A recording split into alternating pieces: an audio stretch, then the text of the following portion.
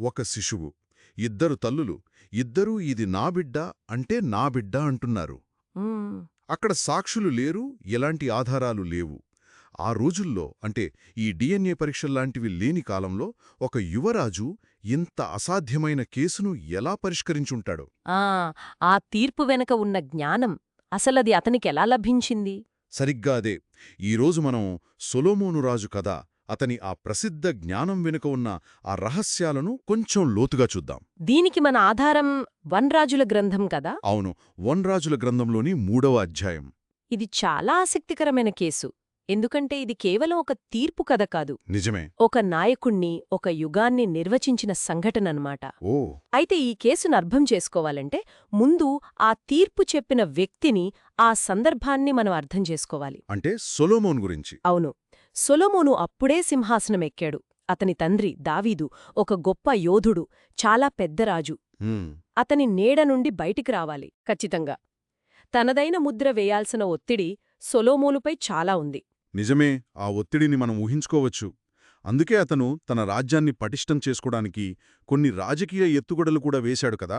అవును, అందులో భాగమే ఐగుప్తు రాజైన ఫారో కుమార్తెను పెళ్లి చేసుకోవటం. ఇది ఆ కాలంలో ఒక పెద్ద ఆ, పొలిటికల్ డీల్ లాంటిది. సరే.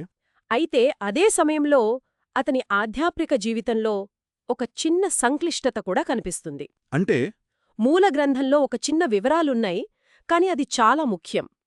ఆ రోజుల్లో యెరూషలేములో దేవునికి శాశ్వతమైన మందిరం ఇంకా కట్టలేదు. ఓకే. అందుకే ప్రజలు సొలొమోనుతో సహా ఉన్నత స్థలములలో బలులర్పించేవారు. ఒక్క నిమిషం, ఆ ఉన్నత స్థలాలు అంటే ఏమిటి? దాని ప్రాముఖ్యతేంటి? ఇది చాలా ఆసక్తికరమైన విషయం. ఏంటంటే ధర్మశాస్త్రం ప్రకారం దేవుణ్ణి ఆరాధించడానికి ఒకే ఒక కేంద్రస్థానం ఉండాలి. అంటే యెరూషలేంలోని ఆలయం. సరిగ్గా. కాని ఆలయం ఇంకా కట్టలేదు కాబట్టి ప్రజలు పాత పద్ధతులనే పాటిస్తున్నారు. కొండలమీద ఎత్తైన ప్రదేశాలలో బలిపీఠాలు కట్టి ఆరాధించేవారు. దీనివల్ల ఒక రకమైన మతపరమైన గందరగోళం ఉండేదన్నమాట. అవును, సొలొమోను దేవుణ్ణి ప్రేమించినా ఈ విషయంలో అతని కూడా ఆ కాలపు పద్ధతులనే అనుసరించడం అతని నాయకత్వపు ప్రారంభ దశలోని సంక్లిష్టతను చూపిస్తుంది. అంటే అతనింకా పూర్తిగా తన మార్గాన్ని కనుగొనలేదు. అర్థమైంది. అంటే అతను పరిపూర్ణుడు కాకపోయినా అతని భక్తి మాత్రం చాలా తీవ్రంగా ఉంది. గిబియోను అనే ముఖ్యమైన ప్రార్థనా స్థలానికి వెళ్లి ఒకేసారి 1000 దహనబలులర్పించాడు. 1000? ఆ సంఖ్య చాలా పెద్దది. అవును, ఆ సంఖ్య వింటేనే ఆశ్చర్యం వేస్తుంది. ఇది అతని నిబద్ధతను తెలియజేస్తుంది. మరి ఆ అసాధారణమైన భక్తికే అసాధారణమైన ప్రతిఫలం లభించింది. ఎలా?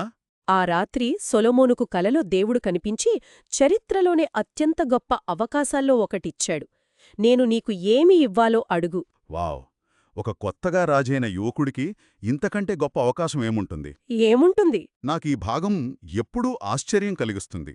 ఎందుకంటే రాజులకు అపరిమితమైన శక్తి ఉంటుంది. వాళ్ళు సాధారణంగా ఎక్కువ సంపద, ఎక్కువ ఆయుష్షు లేదా శత్రువుల మీద విజయం ఇలాంటివి కోరుకుంటారు.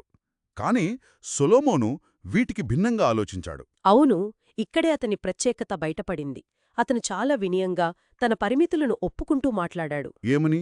నేను బాలుడను, కార్యములు జరుపుటకు నాకు బుద్ధి చాలదు అన్నాడు. ఒక రాజు, అది దేవుని ముందు, తను బలహీనతను ఇలా ఒప్పుకోవడం చాలా అరుదు. ఇది అతనిలో ఉన్న నిజాయితీని చూపిస్తుంది. అవును. అంతేకాదు, తన ప్రజల పట్ల తన బాధ్యతను కూడా గుర్తుచేసుకున్నాడు కదా. మ్మ్. ఈ ప్రజలు చాలా విస్తారమైనవారు, వారిని పరిపాలించడం చాలా పెద్ద పని అని గుర్తించాడు. మ్మ్. అతని ఆలోచనలన్నీ తన చుట్టూ కాదు, తన ప్రజల చుట్టూనే తిరిగాయి. మ్మ్. అందుకే అతని కోరిక చాలా నిర్దిష్టంగా, లోతైనదిగా ఉంది. మంచి చెడ్డలను వివేచించి నీ జనులకు న్యాయము తీర్చునట్లు నీ దాసుడనైన నాకు వివేకముగల హృదయము దయచేయుము. ఈ మాటలను మనం జాగ్రత్తగా గమనించాలి. వివేకముగల హృదయం. అవును, అతను తెలివి అంటే ఇంటెలిజెన్స్ అడగలేదు, విజ్డమ్ అడిగాడు. ఆ రెండిటికీ చాలా తేడా ఉంది. చాలా. కేవలం సమాచారం కాదు, సరైన తీర్పు ఇవ్వగల నైతిక వివేచనను, అర్థం చేసుకోగల హృదయాన్ని అడిగాడు. ఆ జ్ఞానాన్ని తనకోసం కాదు, తన ప్రజల సేవకోసం అడిగాడు. ఈ నిస్వార్థమైన కోరిక దేవునికి ఎంతగానో నచ్చింది. నీవు దీర్ఘాయువునైనను ఐశ్వర్యమునైనను నీ శత్రువుల ప్రాణమునైనను అడుగక న్యాయములను గ్రహించుటకు వివేకం అడిగావు కాబట్టి అని దేవుడు అతన్ని మెచ్చుకున్నాడు. హ్మ్. ఇక్కడ ఆసక్తికరమైన విషయం ఏమిటంటే సొలొమోను అడగనివి కూడా దేవుడతనికి బహుమానంగా ఇచ్చాడు. ఐశ్వర్యం, ఘనత అన్నీ. ఇదొక ముఖ్యమైన సూత్రం. సరైనదాన్ని కోరితే అవసరమైనవన్నీ వాటంతట అవే వస్తాయని ఇది సూచిస్తుంది. అయితే ఒక షరతు కూడా ఉంది. అవును, దేవుడొక షరతు కూడా పెట్టాడు. నీ తండ్రి అయిన దావీదు నడిచినట్లు నా మార్గములలో నడుస్తే నిన్ను దీర్ఘాయుష్మంతునిగా చేస్తాను అని చెప్పాడు. అంటే జ్ఞానం, ఐశ్వర్యం బహుమతులుగా వచ్చినా దీర్ఘాయు మాత్రం అతని నడవడిక మీద ఆధారపడి ఉంటుంది. అతని విధేయత మీద. సరే, అతనికి అద్భుతమైన వరం లభించింది. కానీ కాగితం మీద ఉన్న జ్ఞానానికి, ఆచరణలో పెట్టే జ్ఞానానికి చాలా తేడా ఉంటుంది కదా. అసలైన పరీక్ష ఇప్పుడే మొదలవుతుంది. అవును. ఆ కలలో నుండి మేల్కొన్న వెంటనే అతని ఆ కొత్త జ్ఞానానికి ఒక అగ్ని పరీక్ష ఎదురైంది. అవును. కథ మళ్ళీ మనం మొదట్లో చెప్పుకున్న ఆ కోర్టు సన్నివేశానికి వస్తుంది. ఇద్దరు వేశ్యలు రాజు దగ్గరకు వచ్చారు. ఒకే ఇంట్లో ఉంటున్నారు.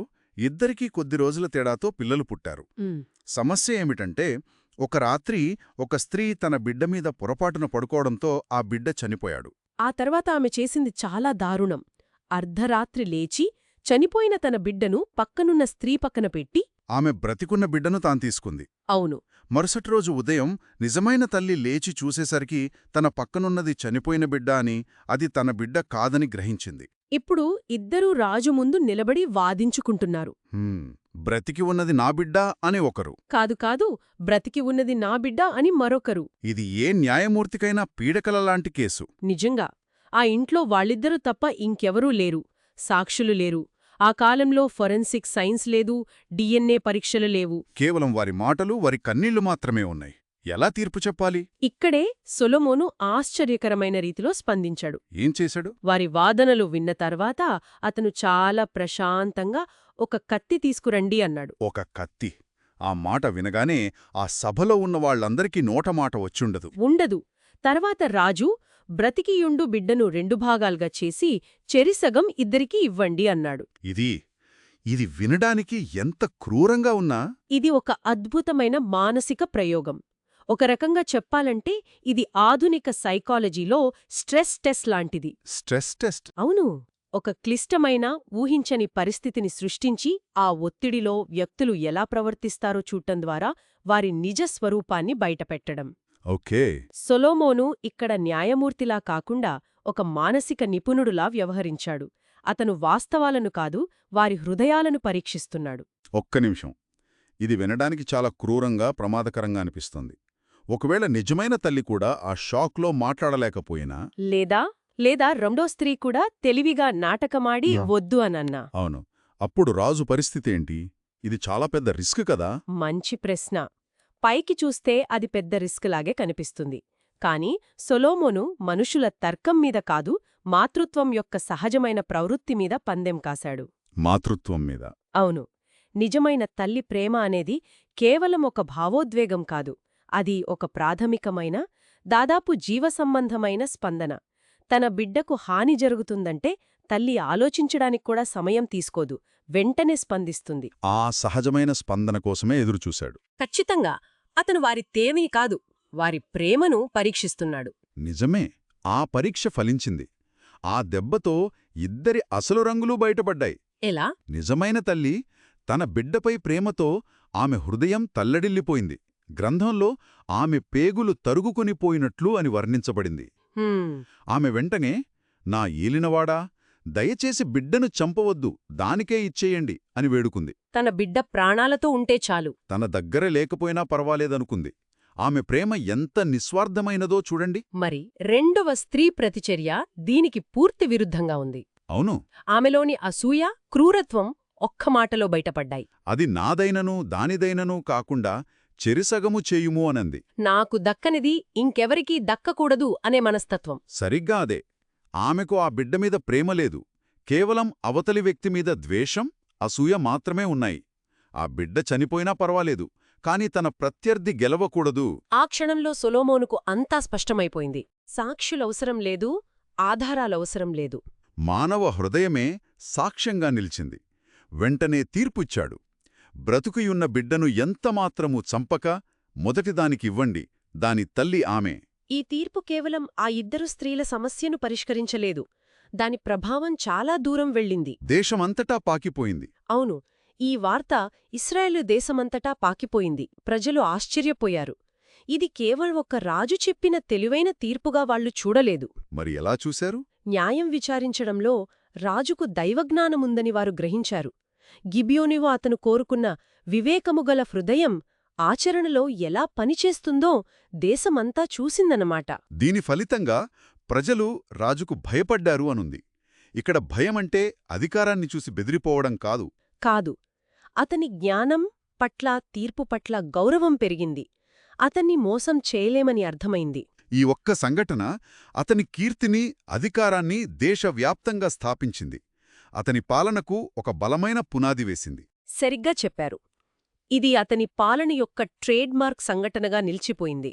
సొలొమోను జ్ఞానం గురించి మాట్లాడినప్పుడల్లా అందరికీ ఈ కథే గుర్తొస్తుంది. ఎందుకంటే ఇది జ్ఞానం యొక్క ఆచరణాత్మక శక్తిని చూపిస్తుంది. అవును. ఈ మొత్తం కథ నుండి మనం గ్రహించాల్సిన ముఖ్య విషయం ఏమిటంటే, సొలొమోను జ్ఞానం కేవలం తెలివితేటలు లేదా సమాచారం కాదు. కాదు. అది మానవ స్వభావాన్ని, మానవ హృదయంలోని లోతైన భావోద్వేగాలను అర్థం చేసుకోగల సామర్థ్యం. అవును, అది నిస్వార్థమైన న్యాయకాంక్ష నుండి పుట్టింది. అతను దేవుడిచ్చిన వరాన్ని తన అధికారాన్ని ప్రదర్శించటానికి కాదు, అత్యంత బలహీనమైన, సమాజంలో తక్కువగా చూడబడే ఇద్దరు స్త్రీలకు న్యాయం చేయడానికి ఉపయోగించాడు. గొప్ప నాయకుడంటే అదేనేమో. ఒక గొప్ప నాయకుడు సమస్యను చూసి భయపడడు, వాదనలలో చిక్కుకుపోడు. కాని సమస్య యొక్క మూలానికి వెళ్లి మానవ భావోద్వేగాల ఆధారంగా సత్యాన్ని వెలికితీస్తాడు. ఇది ఆలోచింపజేసే విషయం. మనం ఈ కథను వినడం ముగిస్తున్నప్పుడు ఒక ప్రశ్న ఉదయిస్తుంది. చెప్పండి.